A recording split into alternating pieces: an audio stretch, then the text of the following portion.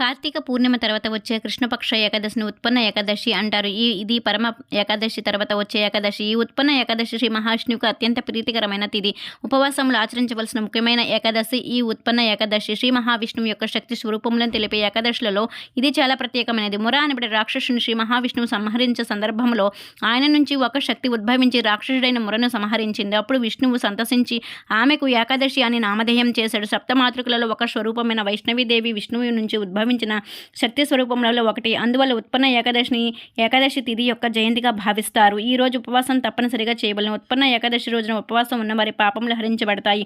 ముర అంటే తామసిక రాజసిక హరిషడ్ వర్గాలకు ప్రతీక. ఈ రోజు ఉపవాసం ఉండి శ్రీ మహావిష్ణువును పూజించిన వారికి ఆ మురను జయించి మిగతా 23 ఏకాదశుల్లో ఉపవాసం చేసిన ఫలితం కలిగి వైకుంఠ ప్రాప్తి పొందగలుగుతారు. ఉత్పన్న ఏకాదశిలో ఉపవాసం హిందూ మతం యొక్క 3 ప్రధాన దేవతలు బ్రహ్మ, విష్ణు మరియు మహేశ్వరులకు ఉపవాసానికి సమానం.